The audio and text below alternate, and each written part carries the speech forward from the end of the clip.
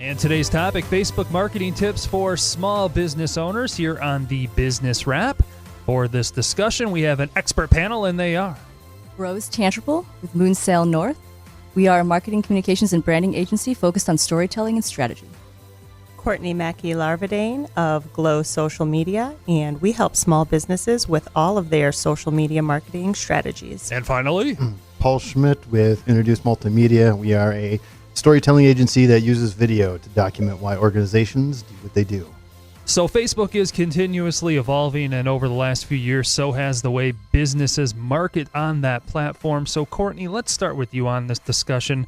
Obviously, content is king, but there probably should be some form of a strategy, correct? Absolutely. So what we kind of were brainstorming about before we went live today was, what is your online marketing strategy going to be? So that includes everything from deciding what platforms you want to be on, whether it's Facebook, Instagram, Twitter, YouTube, to deciding what type of content and how often you want to share that content. And I think Paul, he does a lot on all of you do. Paul does a lot on all of the platforms, and I think it might be interesting just to start by talking about, some case studies and personal examples of how important it is to come up with that strategy beforehand. Well, absolutely. I think, Tony, at the very top, you mentioned content is king. And so how we look at it as content is king, but context is queen. And so you have to understand, what are you saying? Who is your audience? First of all, you have to understand who your audience is and how you're going to reach them. And what are you going to say? What of importance are you going to bring to the table? And who in your organization are you going to use to say that? And so, figuring, like Courtney said, figuring out the platform. That's where you can gauge where your audience is. If you know that where your audience is, it's easy to pick the platform. However, you also have other platforms that can supplement it. But the biggest thing is, figuring out the context of what you want to say and who you're going to say it to. Mm-hmm. And I think Rose will go into a little bit more detail about kind of the who behind that. So maybe you come up with this great strategy and figure out what networks you want to be on, but now who does it, right? Absolutely. It's part of the big picture. At Moonsail North, we talk about pixels to partnerships, getting that strategy down and figuring out, is Facebook really what you need? Is that the right platform, right, to reach who you want? I mean, I know Courtney and Paul answer those questions a lot for their clients as well. And once you get that strategy set, okay, who are we trying to reach? What's the content that will be compelling to reach those audiences with the right messages? How do we do it? We're a small business, maybe a medium-sized business. We don't have a big marketing team. How do we do it? And I think that there's a strategy there too. So when you're sitting down to do that strategy of content, it's really key to pick the right people. Mm-hmm. We jokingly, it's only half jokingly really, talk about a brand police in every organization. So picking the person who maybe has the most time or happens to be the youngest person on the organization isn't the most strategic. Sometimes it actually coincides with who the best person in your organization is. And sometimes you have to look a little deeper, right? You need someone who is really on top of their branding game, who gets brand consistency. You need someone who will be on a schedule and sharing the right content that you've set out based on the strategy. And then you need someone who's willing to, step in and say, this isn't aligned with our brand. We need to kind of shift gears. I think that's a really good point, Rose, because part of building a strategy also involves figuring out what your tone of voice is going to be on these different online platforms. You've got Snapchat to Twitter to Instagram to Facebook, and you can definitely have a little bit of a different voice on all of those platforms just based on who your audience is there and also kind of what the context is on that platform. But at the same time, like Rose said, you always want to be true to the brand. So it's important to find people, whether that's internally or externally, who can understand and adapt to that and really make sure that they're putting the brand's presence and voice first and foremost. Absolutely. Your brand has a personality, and it's up to you as a business owner to establish that and make sure you have the right people in place to carry that message. And also the fact that the way that, the platforms are built, there's really no excuse not to have content, whether it's video, blog posts, any type of post out there, but you do have to control that message, and it really stems to who you're trying to reach and how they're going to ingest what you're trying to put out there. And I think a big part of coming up with your strategy is not only focusing on, what are the direct business goals. Of course, we want more clients, or I want more orders online, or I need more people to walk in the front door.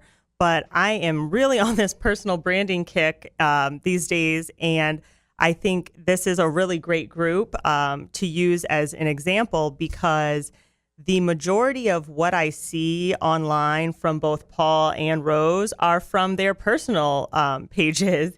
And I think it's something that needs to be discussed with the business owner who maybe isn't as comfortable with social media. And we hear this a lot, where business owners will say, well, I don't deal with any of that. I'm not on from a personal standpoint. And we really drive home the point that it should be. You want to be interested in this, because if you want it to be part of your marketing strategy, you should get to know how you feel and you operate on these different platforms. And you have the added bonus of people are way more interested in hearing about, Rose's family, even though she includes a lot of, business, because that's part of her life. And so if you are willing to open up and kind of share your life story online, it's really a great way to engage a lot of different people, and also engage people who might know you in a different context, maybe a cousin who all of a sudden realizes that they've got a lead for you, and they wouldn't have known if, you didn't also intermingle some of your business life, which is your life, into your personal life. That's right, Courtney. This is Rose again. And by the way, congratulations on your personal life. I know a lot of big news in Courtney's life. We get that a lot. We love working with innovators in particular, and innovators often have this same kind of question of, well, there's the company branding, that's enough. And what we try to say from a storytelling point of view is, people need to hear from you. So the passion piece can come from you in that brand narrative, in that brand voice. You have all the branding that goes into your company, but they need to hear what's your passion and why did you start this company? What keeps you going? What gets you up in the morning? What keeps you excited about what you do?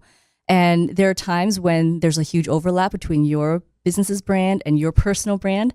And there are times when there will be some different aspects. The Moonsail North's branding is its own entity. And, as Courtney says, when I do my personal branding, there's a lot of overlap there, obviously. But there are things that that matter a lot to me that don't go into the sort of Venn diagram of Moonsail North branding and Rose's branding.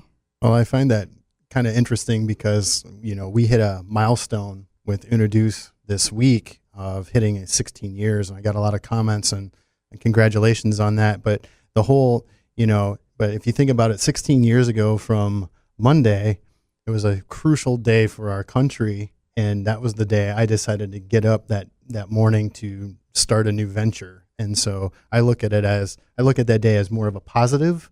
It's not a day you should forget for what happened, but it's also one of these things that, is a crucial part of my business and my personal life. And so that really resonates. Congratulations, by the way. Oh, that's huge. That is exciting. And I think that might be a really good example that a lot of small businesses might not think about, but celebrating things like business anniversaries online, or even, promotions within the company and exciting things that are happening.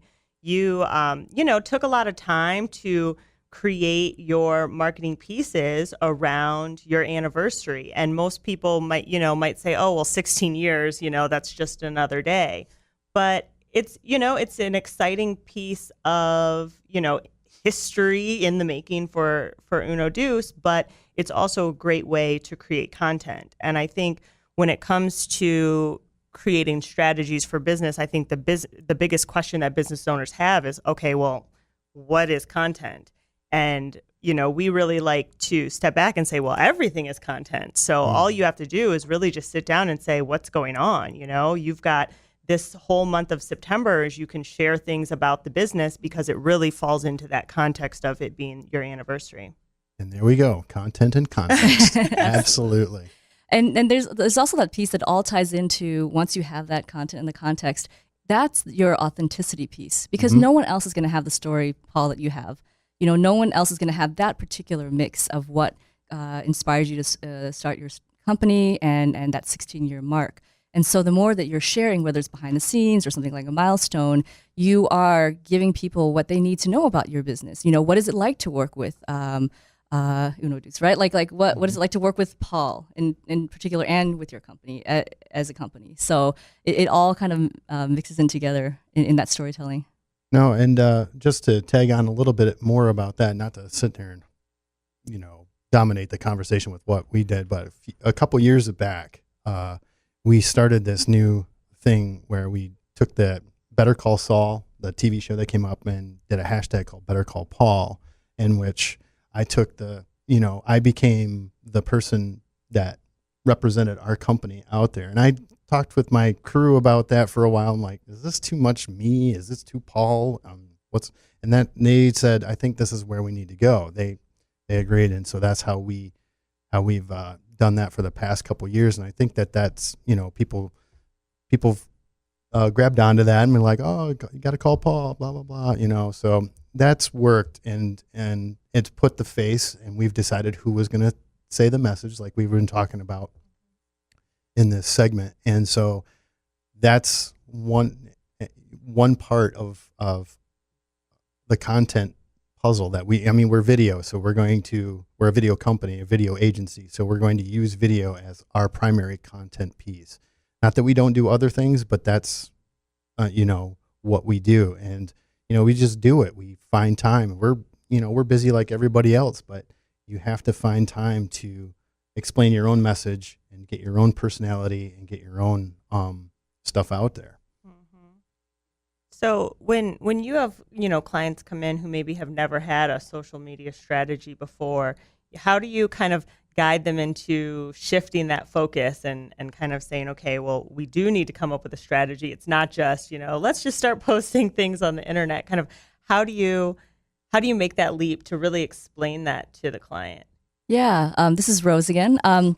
That's a great question, Courtney. So we, like both of you, we always start with a plan. I mean, a plan is critical. And I will say that most clients we work with get that. They get that if you start with the tactics first and the strategy later, the ROI will not be there for you.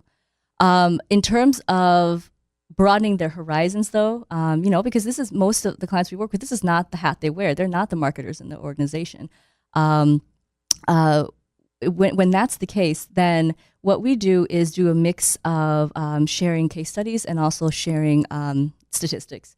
And, since today one of our areas of focus is Facebook, Facebook's stats change every quarter. I mean, we right. Those of us who do this every day know that you have to really keep up with all the algorithm changes and the changes behind it. So what we do is we basically talk to our client and find out the big picture of what they need, help them with that strategic plan, and then give examples of how it'll work so they get to start getting more comfortable with that brand voice for their organization.